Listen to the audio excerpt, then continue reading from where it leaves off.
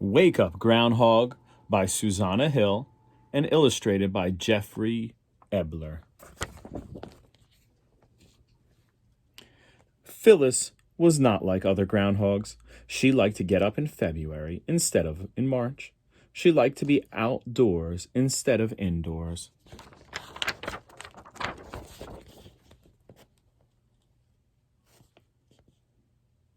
When spring rains soaked the earth and everyone was huddled in the burrow, Phyllis splashed in puddles. "You're swapping wet," her mother scolded. "I like the way the mud feels between my toes," Phyllis explained. Her mother shook her head and said to Phyllis's father, "That's Phyllis."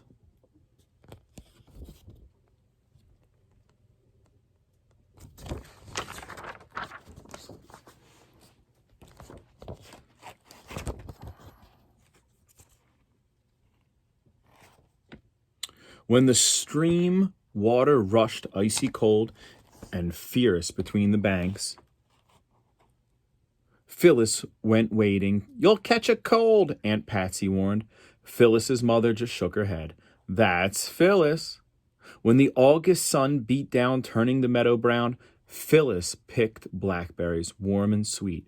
"You'll bake in this heat," Aunt Sassy cried. And guess what Phyllis's mother said? "When I grow up," Phyllis said, "I'm going to be Punxsutawney Phil."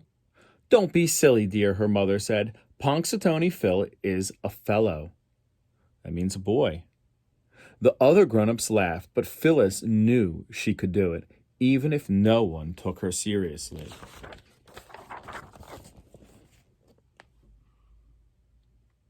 And then one February morning, Phyllis woke up.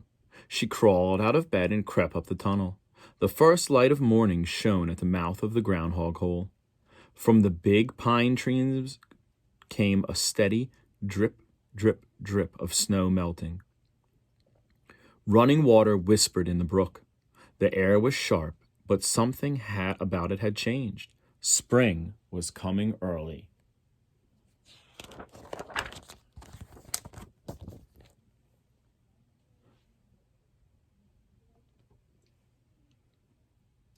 She skipped back down the tunnel to wait for Uncle Phil to wake up and make his prediction.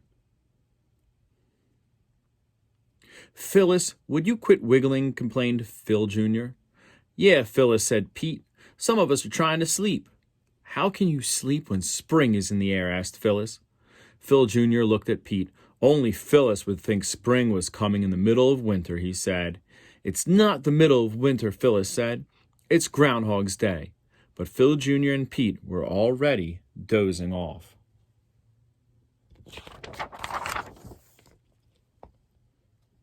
Pretty soon Aunt Sassy got up and tried to wake Uncle Phil.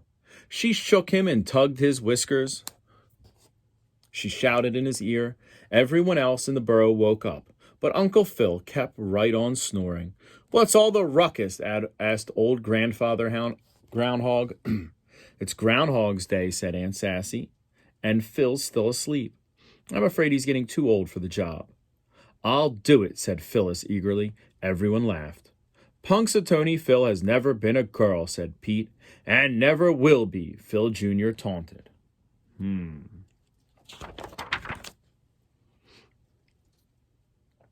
"Nobody's going to get the job until Phil gives it up," said Aunt Sassy. "Now, how are we going to wake him?" "Dump snow on him," Phyllis suggested. "Good idea," said Aunt Sassy, and it worked.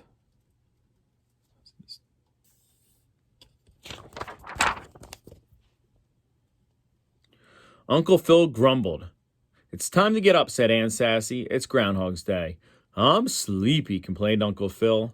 "If you're too tired," said Phyllis, "I'll be happy to do the job for you." "Humph," replied Uncle Phil. "Not just anyone can be Punxsutawney Phil." "I'm not just anyone," said Phyllis. "Is your name Phil?" asked Uncle Phil. "No," Phyllis admitted, "but Punxsutawney Phil's real name isn't always Phil." And see, she's looking at these old paintings, and they have different names.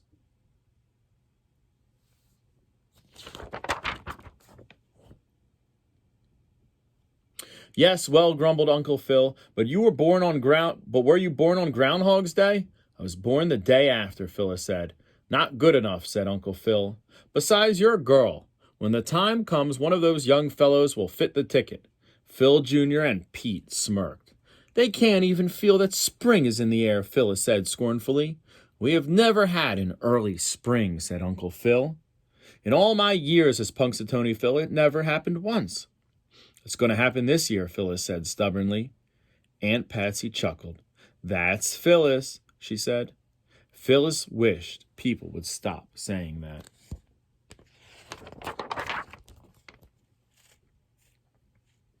See, she dragged them outside.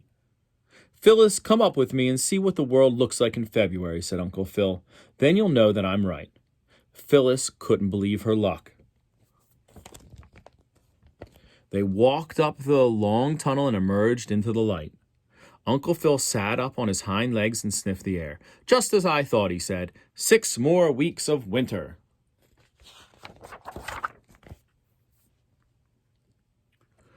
Early spring, insisted Phyllis.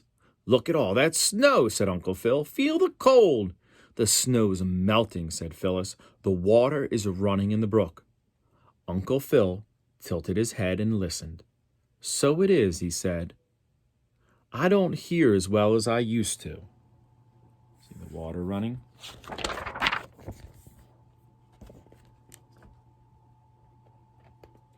These chickadees are singing their spring song, said Phyllis.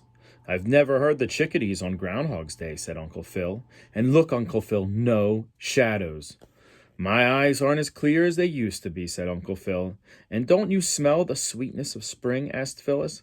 Uncle Phil sniffed. Just a hint, he murmured.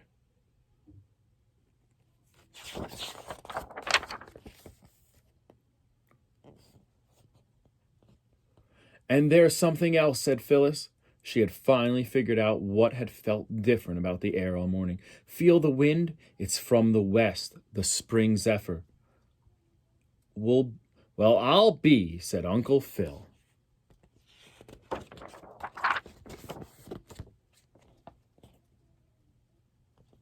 Phyllis was right.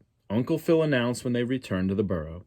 We are going to have an early spring. It's time for me to retire.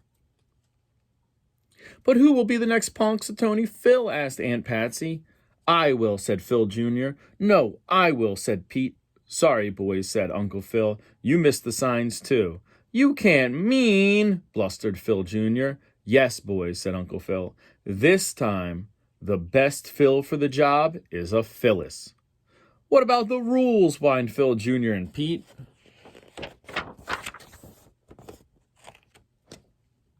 If Mother Nature can bend the rules once in a while, said Uncle Phil, we can too. Phyllis heard the water in the brook and the song of the birds. She saw that there was no shadow, and she felt the spring zephyr. That's Phyllis, her mother said proudly. Phyllis grinned and said, Punxsutawney Phyllis. The end.